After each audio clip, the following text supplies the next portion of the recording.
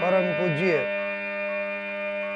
श्रीमद जगत गुरु रामानुजाचार्य स्वामी श्री श्याम नारायणाचार्य जी महाराज के पावन चरणों में दास का साष्टांग प्रणाम।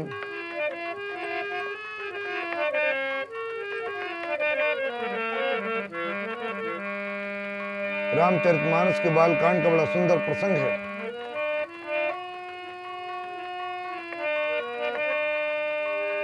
भगवान श्री शिव ने माता पार्वती को कथा सुनाई। याज्ञवल्क्य जी महाराज ने भरद्वाज जी को, श्री काकभुसुंडी जी ने गरुड़ जी को, इसी प्रकार से तुलसीदास जी महाराज ने इस कथा का बड़ा सुंदर चरित्र का वर्णन किया है।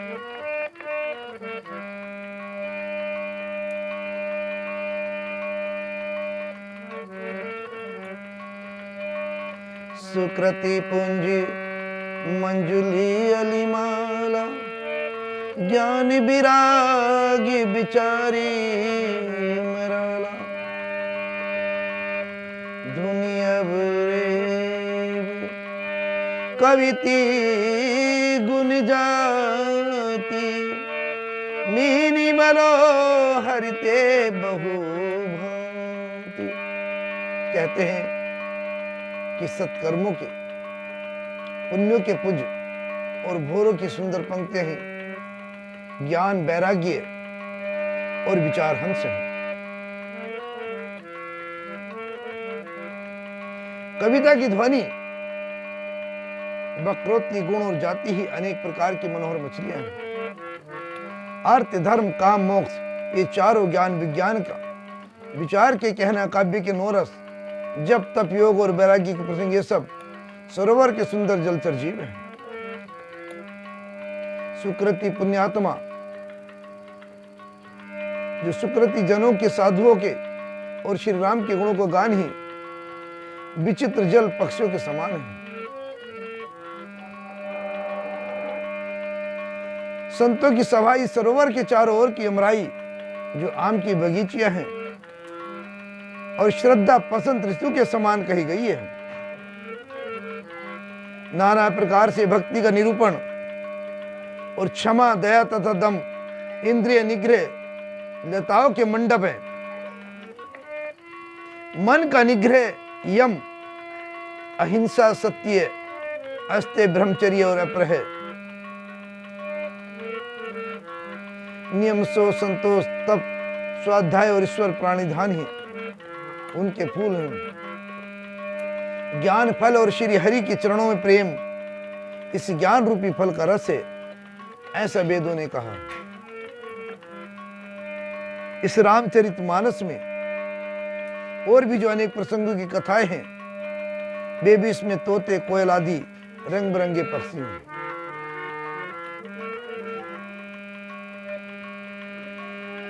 पुला की बाटिका बागवन,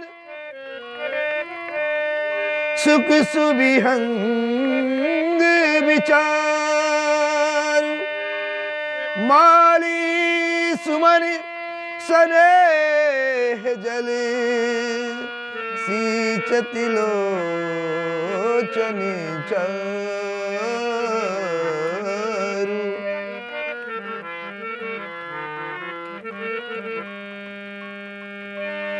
जे गावहिए चरित्र संभारे, तेई एहि ताली चतुर रखिवारे। सदा सुनहि साधरि नरि नारी, तेई सुरवरी मानस अधिकारी।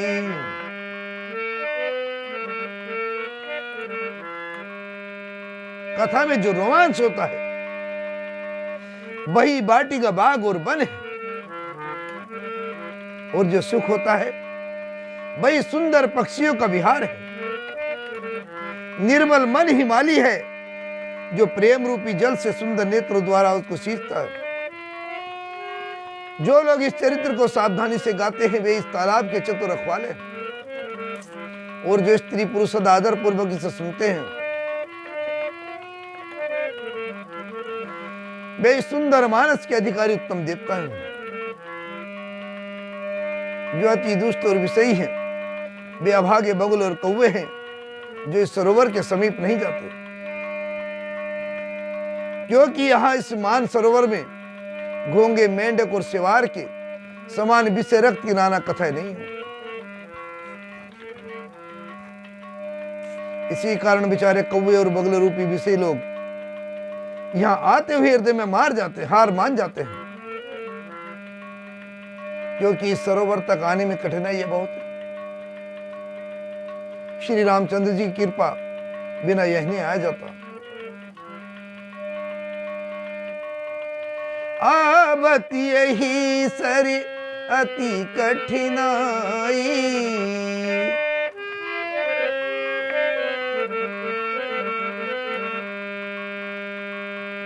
राम कृपा बिनु आई न जाई।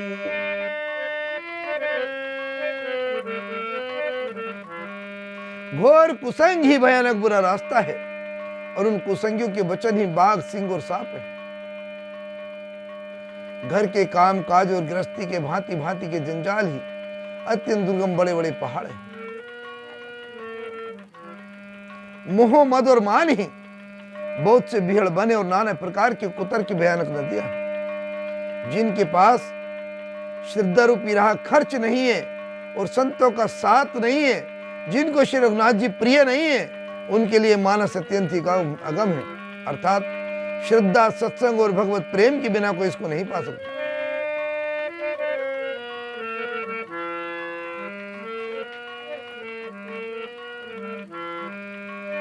यदि कोई मनुष्य कष्ट उठाकर वहां तक पहुंच भी जाए तो वहां जाते उसे नींद रूपी जूड़ी आ जाती है।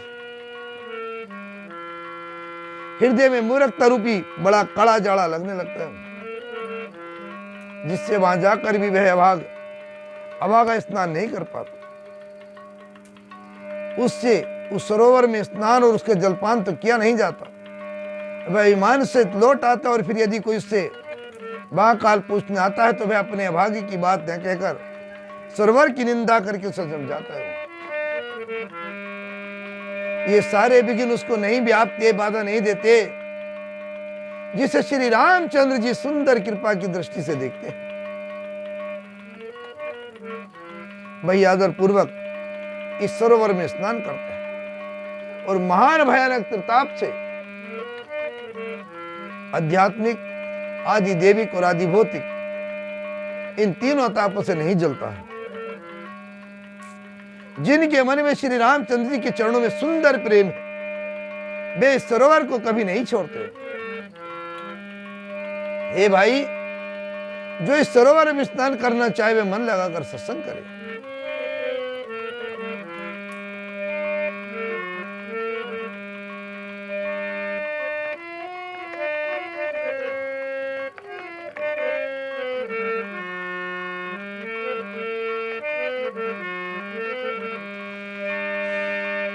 राम जपो प्यारे राम जपो, राम जपो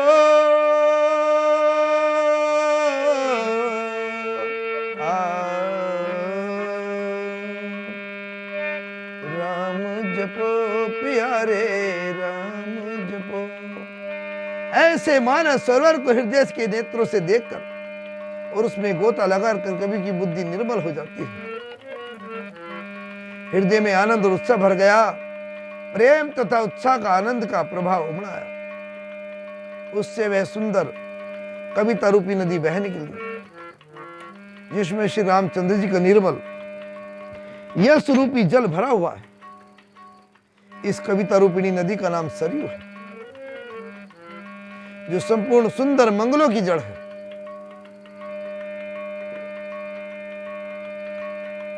लोकमत और वेदमत इनके दो सुंदर किनारे हैं। ये सुंदर मानस सरोवर की कन्या सरयू नदी बड़ी विचित्र है, बड़ी पवित्र है। कलयुग के छोटे बड़े पाप रूपी तिनको और वृक्षों को जड़ से उखाड़ फेंकने वाली है। श्रोता त्रिविधि समाजपुर ग्राम नगरी दुहुकाल। श्रोता त्रिविधि समाजपुर संति सभानुपम अवधि सकल सुमंगली मूल। तीनों प्रकार के श्रोताओं को समाज इस नदी के दोनों किनारों पर बसे हुए पूर्वे गांव और नगर है। संतों की सभाएं सब सुंदर मंगलों की जड़ अनुपम अयोध्या जी। सुंदर कीर्ति रूपी सुहावनी सरयू जी राम भक्ति रूपी गंगा जी में जा मिली। छोटे भाई लक्ष्मण जी सहित श्री रामचंद्र जी के युद्ध का पवित्र यश रूपी सुहावना महानद सोन उसमें आ मिला। दोनों के बीच में भक्ति रूपी गंगा जी की धारा ज्ञान और वैराग्य के शोभित हो रही है। ऐसी दोनों तापों को डराने वाली है तिमुहानी नदी राम स्वरूप रूपी समुद्र की ओर जा रही है। इस कीर्ति रूपी शरीर का मूल मानस श्री राम चरित्र है और ये राम भक्ति रूपी गंगा जी में मिली है, इसलिए सुनने वाले सज्जनों के मन को पवित्र कर देगी। इसके बीच बीच में जो भिन्न भिन्न प्रकार की विचित्र कथाएं हैं वे ही मानो नदी के तट के आसपास के वन और बाग है। श्री पार्वती जी और शिव जी की विवाह के बराती इस नदी में बहुत प्रकार के असंख्य जलचर जीव श्री रघुनाथ जी के जन्म की आनंद बधाई है। इस नदी के भंवर और तरंगों की मनोहरता है।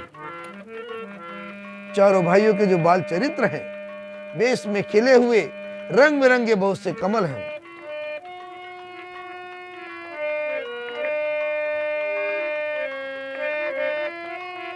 महाराज दशरथ जी तथा उनकी रानियां और कुटुंबों के सत्कर्म उनमें ही भ्रमर और जल पक्षी हैं। श्री सीता जी के स्वयंवर की जो सुंदर कथा है वह इस नदी में सुंदर सुहावनी छवि है। अनेकों सुंदर विचारपूर्ण प्रसंग इस नदी के नामे और उनके विषय उत्तरी चतुर केवट है।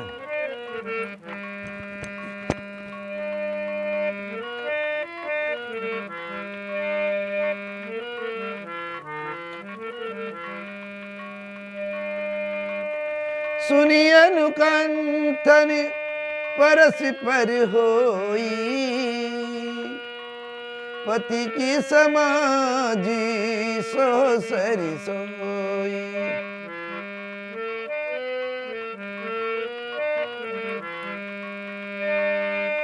घोरी धारी भृगुनाथ तिरसानी घाट सुबधि राम बरी बानी।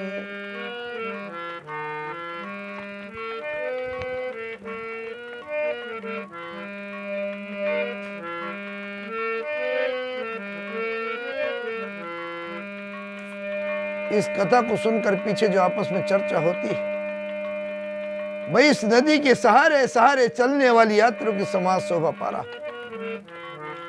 परशुराम जी का क्रोध इस नदी की भयानक धारा है और श्री रामचंद्र जी की श्रेष्ठ वचन ही सुंदर बंधे हुए घाट है।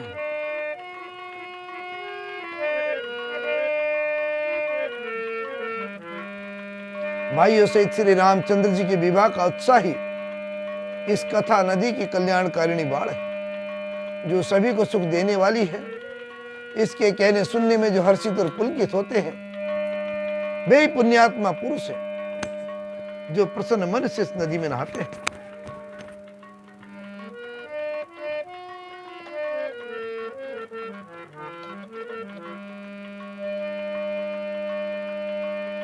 राम तिलकी मंगल साजा पर जोगी जनु जुरे समाज।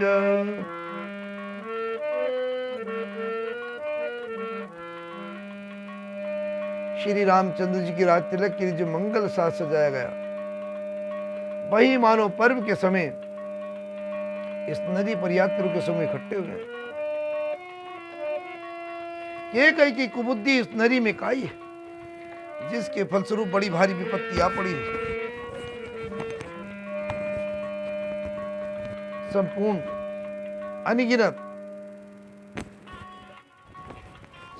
अनगिनत उत्पातों को शांत करने वाला भरत जी का चरित्र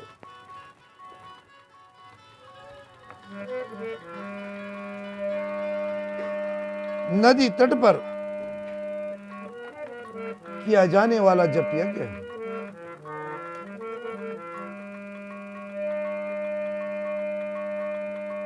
कलयुग के पाप और दुष्ट का गुणों का जो वर्णन है, वे इस नदी के जल का कीचड़ और बगले कौवे हैं। ये कीर्ति रूपी नदी 6 ऋतुओं में सुंदर है, सभी समय ये परम सुहावनी और अत्यंत पवित्र है। इसमें शिव पार्वती का विवाह हेमंत ऋतु है। श्री रामचंद्र जी के जन्म का उत्सव सुखदाई शिशिर ऋतु है और श्री रामचंद्र जी के विवाह समाज का वर्णन ही आनंद मंगल में ऋतुराज बसंत है। श्री रामचंद्र जी का वनगमन दूसरे ग्रीष्म ऋतु है, गर्मी की ऋतु है और मार्ग की कथा कड़ी धूप और लू है।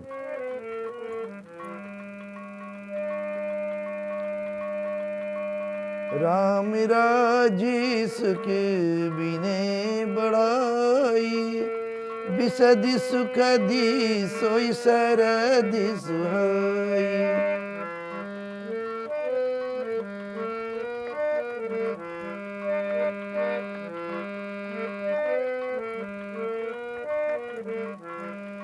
और राक्षसों के घोर युद्धि वर्षा ऋतु है, जो देवकुल रूपी धान के लिए सुंदर कल्याण करने वाली है। श्री रामचंद्र जी के राज्यकाल का जो सुख विनम्रता और बड़ाई है, वही निर्मल सुख देने वाली स्वामी शरद ऋतु है। सती शिरोमणि श्री सीता जी के गुणों की जो कथा है, वही इस जल का निर्मल और अनुपम गुण है। श्री भरत जी का स्वभाव इस नदी की सुंदर शीतलता है, जो सदा एक सी रहती है और जिसका वर्णन कहीं नहीं किया नहीं जा सकता। चारों भाइयों का परस्पर देखना, बोलना, मिलना, एक दूसरे से प्रेम करना, हंसना और सुंदर भाईपन इस जल की मधुरता और सुगंध है।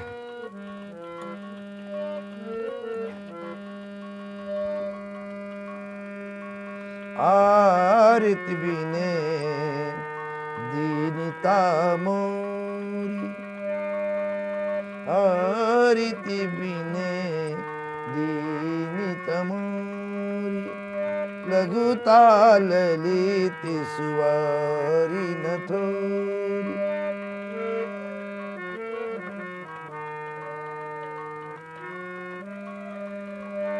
अद्भुत सलिली सुनत गुणकारी, अद्भुत सलिली सुनत गुणकारी, आस प्यासी मनोमल मारी।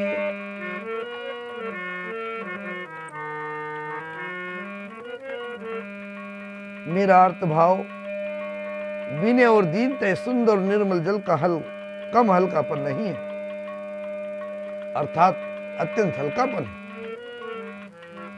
यह जल बड़ा ही अनोखा है, जो सुनने से बहुत ही गुण करता है और आशा रूपी प्यास को, मन के मैल को दूर कर देता है।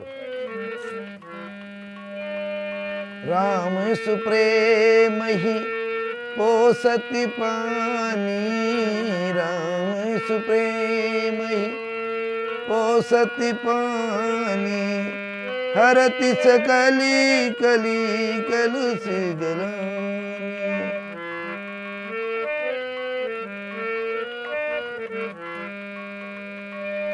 यह जल श्री रामचंद्र जी के सुंदर प्रेम को पुष्ट करता है,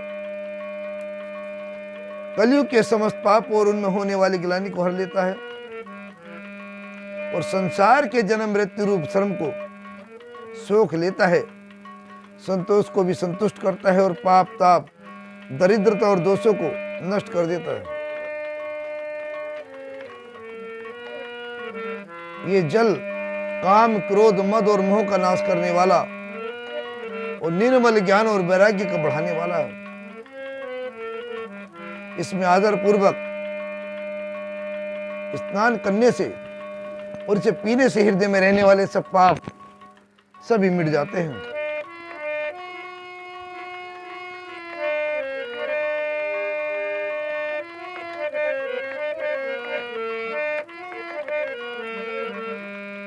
जिन्होंने इस राम स्वरूपी जल ने इस जल से अपने हृदय को नहीं धोया, वे कायर कली काल के द्वारा ठगे गए। जैसे प्यासा हिरण सूर्य की किरणों के रेत पर चढ़ पड़ने से उत्पन्न हुए जल के भ्रम को वास्तविक जल समझकर पीने को दौड़ता है और जल ना पाकर दुखी होता है, वैसे ही वे कलयुग से ठगे हुए जीव भी विषय को बिछड़ कर दुखी होंगे। मति अनुहारी सुवारी गुण गनि गनि मनि अनिवाई और सुमरी भवानी शंकर ही कहे कभी कथा सुनाई।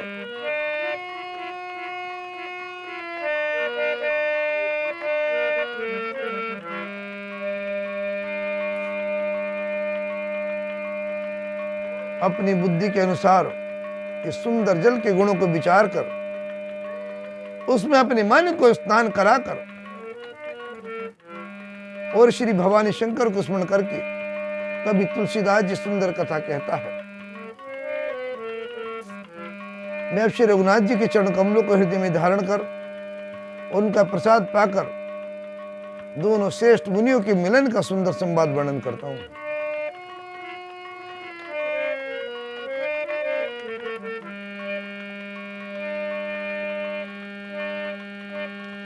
भरद्वाजी मुनि बसहि प्रयाग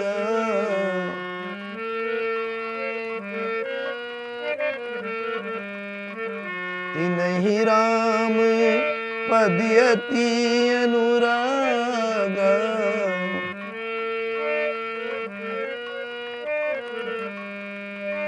भरद्वाज मुनि प्रयाग में बसते हैं, उनका श्री राम जी के चरणों में अत्यंत प्रेम है।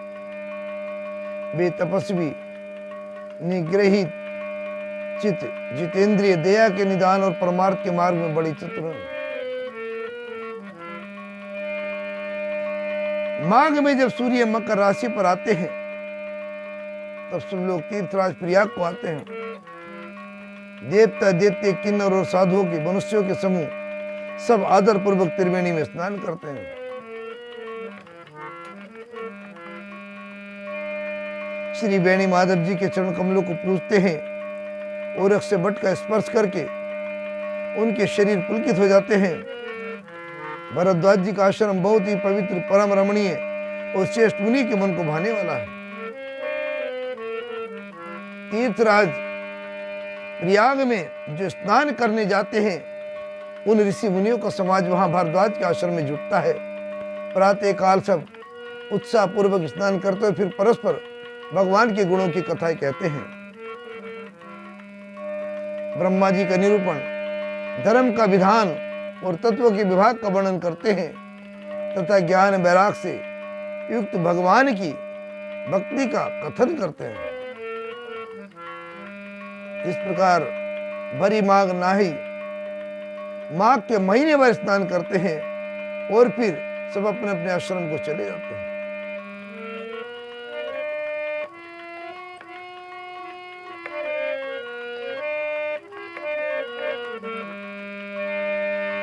हर साल वहां इसी तरह बड़ा आनंद होता है।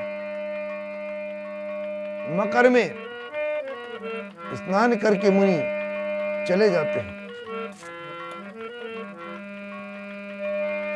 एक बारी भरी मकर नहाए सब मुनि सिया आश्रम सिधाए।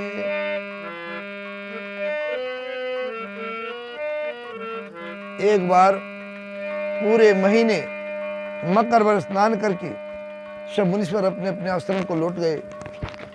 परम ज्ञानी याज्ञवल्क्य के मुनि को चरण पकड़कर भारद्वाज जी ने रख लिया।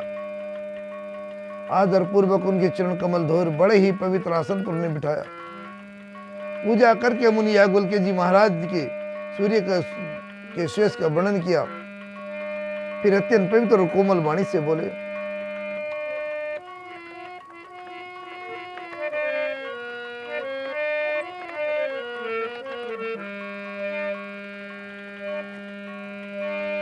नातिए की सन से बड़ी मोरे, नातिए की सन से बड़ी मोरे, करी गति वेदित सब तोरे,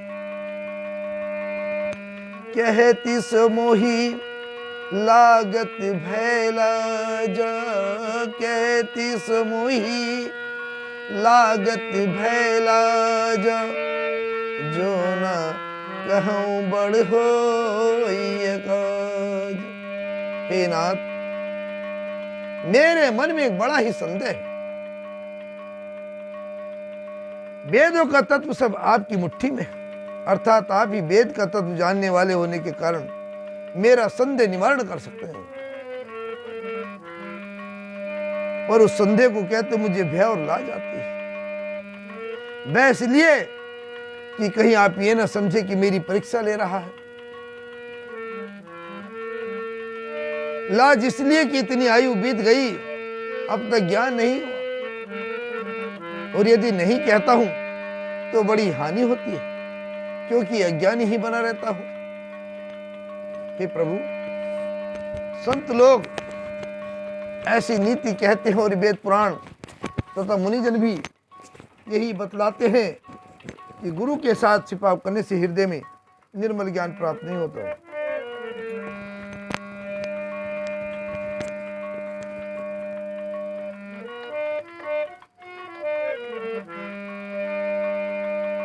यही सोचकर मैं अपना अज्ञान प्रकट करता हूं। हे नाथ, सेवक पर कृपा करके इस अज्ञान का नाश कीजिए। संतों, पुराणों और उपनिषदों ने राम नाम के असीम प्रभाव का गान किया है।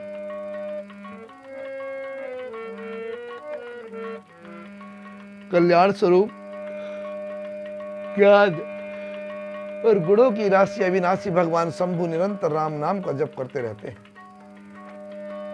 संसार में 4 जाति के जीव हैं। काशी में मरने से सभी परम पद को प्राप्त करते हैं।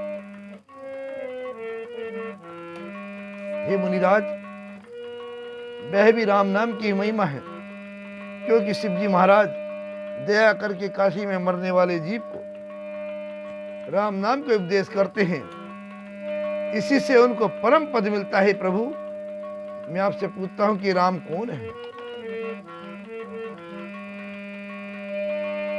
राम कवने प्रभु पूछूं तोई, कहिए बुझाई कृपा निधि मोई।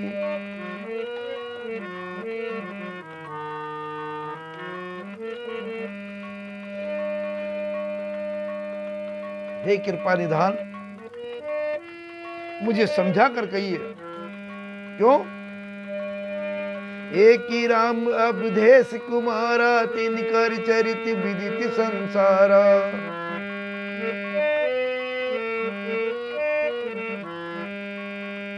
नारी मिले दुख लहु अपारा, भयउ रो सिर निरावन मारा।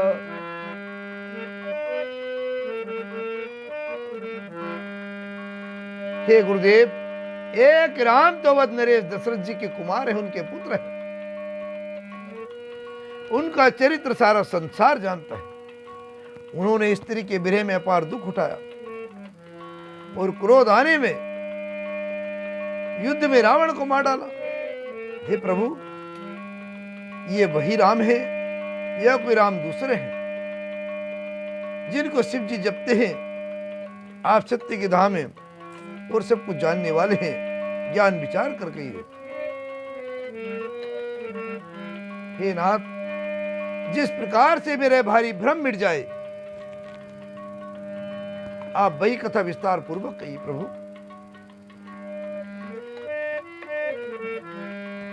इस पर यालका जी याज्ञवल्क्य जी मुस्कुराकर बोले, श्री रघुनाथ जी की प्रभुता को तुम जानते हो।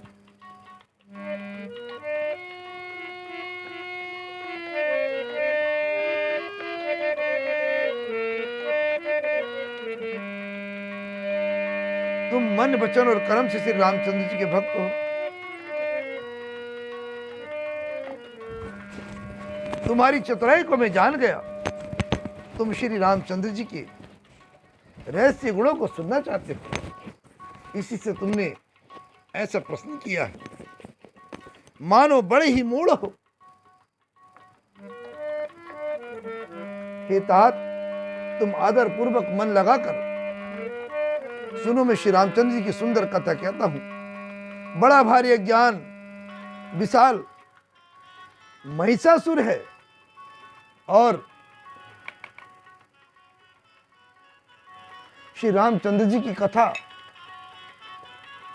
उसे नष्ट कर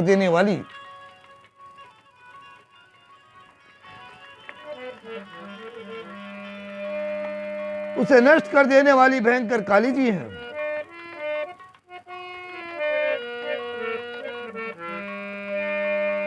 और श्री रामचंद्र जी की कथा चंद्रमा की किरणों के समान है, जिससे संत रूपी चकोर सदा पान करते हैं।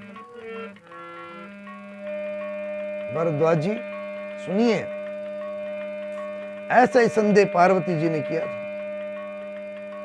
तब महादेव जी ने विस्तार से उसको उत्तर दिया। अब मैं अपनी बुद्धि के अनुसार वही उपाय, वही उमा और शिव जी का संवाद कहता हूं, जिस समय और जिस हेतु से हुआ था उसे ही। हे मुनि, तुम सुनो, तुम्हारा विषाद मिट जाएगा।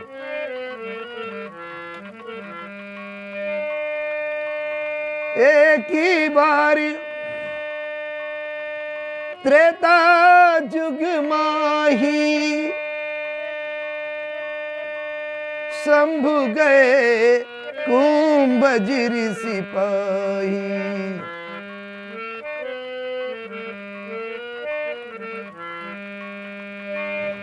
संग सती जगी जननी भवानी, पूजे ऋषि अखिलेश्वरी जानी।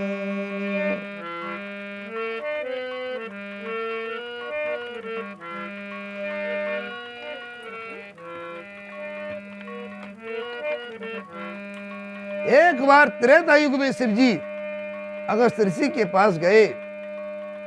उनके साथ जगत जननी मां भवानी सती जी भी थी। ऋषि ने संपूर्ण जगत के ईश्वर को जानकर उनका पूजन किया। मुनिवर अगस्त जी ने राम कथा विस्तार से कही, जिसको मेश्वर ने परम सुख मानकर सुना। फिर ऋषि ने शिव जी से सुंदर हरि भक्ति पूछी और शिव जी ने उनको अधिकारी पाकर रहस्य सहित भक्ति निरूपण किया।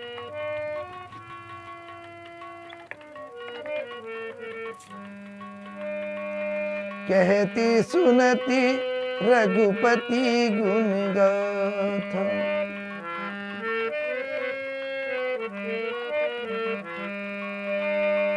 कछु दिन तहां रहे गिरिनाथ।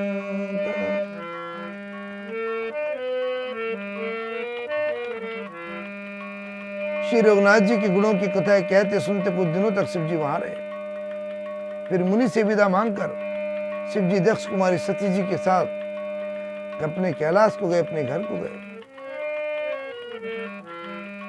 उन्हीं दिनों पृथ्वी का भार उतारने के लिए श्री हरि ने रघुवंश में अवतार लिया था।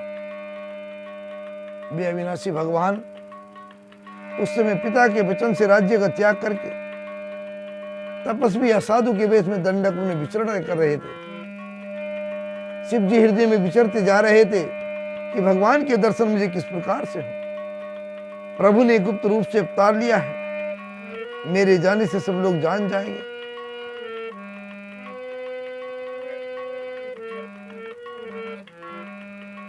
श्री शंकर जी के हृदय में इस बात को लेकर बड़ी खलबली उत्पन्न हो रही थी, परंतु सती जी इस वेद को नहीं जानते थे।